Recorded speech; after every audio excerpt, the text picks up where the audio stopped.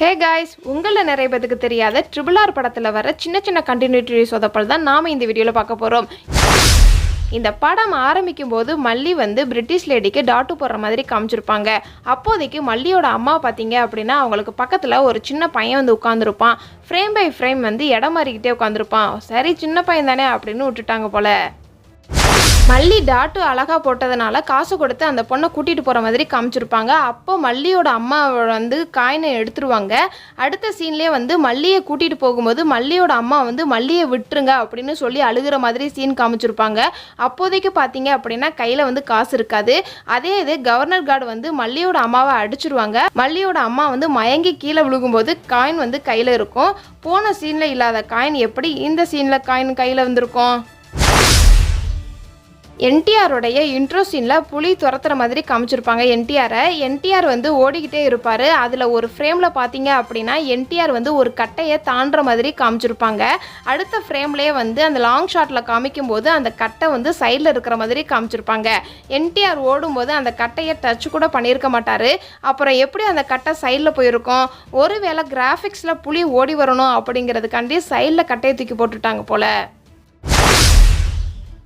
அடுத்ததாக இந்த சீனில் என்டிஆரும் ராம்சரனும் ஒரு சின்ன பையனை காப்பாற்றுற மாதிரி ஒரு ஸ்டெண்ட் பண்ணியிருப்பாங்க. அப்போ பார்த்தீங்க அப்படின்னா ராம்சரன் ஒரு கயரை எடுக்கிற மாதிரி ஒரு சீன் இருக்கும். டேரக்டர் கயர் அங்கே தான் இருக்குதுன்னு சொல்லிட்டாரு போல். ராம்சரன் கயரை கொஞ்சம் கூட தேடுற மாதிரி நடிக்காமல் அந்த கயரை உடனே எடுக்கிற மாதிரி காமிச்சிருப்பாங்க. ராம்சரன் கொஞ்சம் தேடுற மாதிரி நடிச்சிருந்துருக்கலாம்.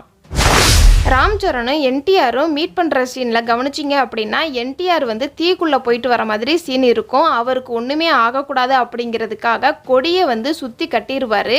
அவர் போட்டிருக்கிற ட்ரெஸ்ஸு ஒயிட் கலராக இருக்கும். ஆனால் ஒரு சின்ன கறி அழுக்கு கூட அவர் ட்ரெஸ்ஸில் பட்டிருக்காது. கிராஃபிக்ஸுங்கிறதுனால அழுக்கு படலையோ என்னவோ.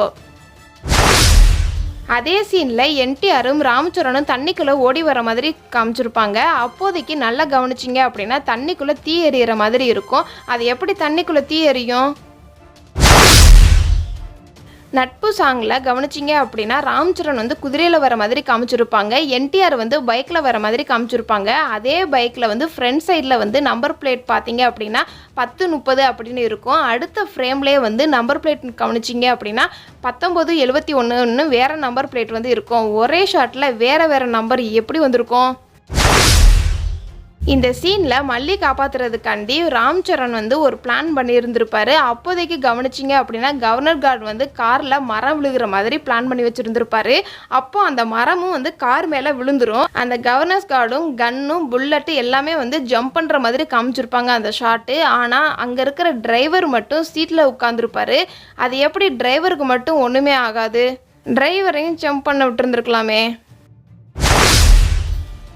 இந்த சீனில் ராம்சரனுக்கும் சீதாவுக்கும் ஒரு சின்ன ஃப்ளாஷ்பேக் இருக்கும். அப்போ பார்த்தீங்க அப்படின்னா ராமு ஒரு டாலரை உடச்சி பாதி இது சீதா கிட்ட கொடுத்துருப்பாரு. டாலர் மட்டும்தான் கொடுப்பாரு. கருப்பு கயிறுலாம் எதுவுமே கொடுத்துருக்க மாட்டார். அதுக்கு அடுத்த ஃப்ரேம்லேயே சீதா ராம்சரனுக்கு பாய் பாய் சொல்லும்போது அந்த டாலரை கயரில் கோர்த்து கழுத்தில் போட்டிருக்கிற மாதிரி காமிச்சிருப்பாங்க. அவ்வளோ ஒரு எமோஷ்னல் சீன். அப்போ எங்கே போய் கயிறை எடுத்துகிட்டு வந்திருப்பாங்க சீதா? என்டிஆர் ராம்சரனை காப்பாற்றுறதுக்காண்டி வந்திருப்பாரு. அப்போதைக்கு பார்த்தீங்கன்னா ஒரு ஃபைட் நடக்கும். அந்த ஃபைட்டில் லைட் ஹவுஸ் மேலே ஏறுற மாதிரி ஒரு சீன் காமிச்சிருப்பாங்க. அவங்க மேலே ஏறும்போது கையில் துப்பாக்கி இருக்காது. அதே மாதிரி லைட் ஹவுஸ்லையுமே துப்பாக்கி இருக்காது. உள்ள ஒரே ஒரு சோல்ஜர் மட்டும்தான் இருப்பார். அவரையுமே துப்பாக்கி இருக்காது. ஆனால் அந்த போலீஸை தள்ளி விட்டுட்டு இவங்க 2 பேரும் மாசாக நிற்கும்போது 2 துப்பாக்கி கையில் வச்சுருக்கிற மாதிரி காமிச்சிருப்பாங்க. அவங்க கையில் எப்படி அந்த துப்பாக்கி வந்திருக்கும்? யார் கொடுத்துருப்பா? இந்த கிளைமேக்ஸ் சீனில் ராம்சரன் அம்பு விடுற மாதிரி காமிச்சிருப்பாங்க. அப்போ அம்பு மட்டும்தான் ஃபஸ்ட்டு வர்ற மாதிரி இருக்கும். அந்த இடத்துல ராம்சரன் இருக்க மாட்டார். அடுத்த ஃப்ரேம்லேயே ராம்சரன் இருப்பார். அப்போ ஃபஸ்ட்டு ஃப்ரேமில் ராம்சரன் எங்கே போயிட்டாரு? கிளைமேக்ஸ் சீனில் ஒரு பெரிய ஃபைட் சீன் நடக்கும். அந்த ஃபைட்டில் ராம்சரன் பேக் சைடில் அம்பு வச்சுருப்பாரு. ஆனால் அந்த அம்பு எடுக்க குறையவே குறையாது. எங்கேருந்து தான் அந்த அம்பை எடுத்துகிட்டு வர்றாருன்னு தெரியல. கிளைமேக்ஸ் ஃபைட் சீனில் ஒரு கட்டத்தில் என்டிஆர் தண்ணிக்குள்ளே குதிச்சிருவார். அடுத்த ஃப்ரேம்லேயே தண்ணிக்குள்ளே மேலே வர மாதிரி காமிச்சிருப்பாங்க. அதுக்கு அடுத்த ஃப்ரேமில் அந்த ட்ரெஸ்ஸு காஞ்சு போயிருக்கும். அது எப்படி ஒரே ஃப்ரேமில் ட்ரெஸ்ஸு காஞ்சிருக்கும்? கிளைமேக்ஸில் ராம் சரண் வந்து உனக்கு என்ன வேணும் அப்படின்னு கேட்பாரு என்டிஆரை பார்த்து. அதுக்கு கல்வி கொடுனா அப்படின்னு என்டிஆர் வந்து சொல்லியிருப்பாரு. அப்போதைக்கு ராம் சரண் வந்து அம்புல கையை கிழிச்சு ரத்தத்தில் எழுதுகிற மாதிரி காமிச்சிருப்பாங்க. அது வந்து 3 வார்த்தைகள் வந்து எழுதுகிற மாதிரி காமிச்சிருப்பாங்க. ஆனால் எந்த ஒரு பிசுறும் இல்லாமல் ஸ்கெட்சினால் எழுதுன மாதிரி இருக்கும். இந்த படத்தில் என்டிஆர் வந்து பைக்கில் வர மாதிரி காமிச்சிருப்பாங்க. ஓகே, அவர் வந்து மெக்கானிக் செட்டில் ஒர்க் பண்ணுறதுனால அவருக்கு பைக் கிடச்சிருக்கலாம். ஆனால் ராம் சரண் வந்து குதிரையில் வர மாதிரி காமிச்சிருப்பாங்க. அவருக்கு எங்கேருந்து குதிரை கிடச்சிருக்கும்? இந்த படத்தில் எவ்வளோ அடி வாங்கினாலுமே அடுத்த சீன்லேயே சரியாகிற மாதிரி காயமே இல்லாத மாதிரி தான் காமிச்சிருப்பாங்க. அது எப்படி அடுத்த சீன்லேயே காயம் ஆறும்? இந்த சீனில் ஒரு ஹேர் கண்டிஷனர் வந்து யூஸ் பண்ணியிருப்பாரு. ஆனால் அது வந்து 1925க்கு அப்புறம் தான் விற்பனைக்கு வந்திருக்கும். ஆனால் இந்த படம் வந்து 1920 காலகட்டத்தில் நடக்கிற மாதிரி படம் காமிச்சிருப்பாங்க. அதுக்குள்ளேயும் எப்படி இந்த ஹேர் கண்டிஷனர் வந்திருக்கும் உங்கள் கையில்?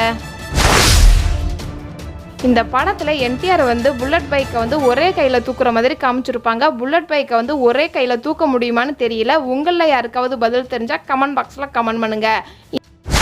இதெல்லாம் இந்த படத்தில் நான் நோட் பண்ண மிஸ்டேக். இதை தவிர நீங்கள் இந்த படத்தில் மிஸ்டேக் நோட் பண்ணியிருந்தீங்க அப்படின்னா கமெண்ட் பாக்ஸில் கமெண்ட் பண்ணுங்கள். இந்த வீடியோ உங்களுக்கு பிடிச்சிருந்துச்சுன்னா லைக் அண்ட் ஷேர் பண்ணுங்கள்.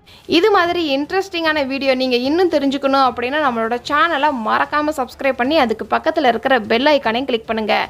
டாடா பாய்.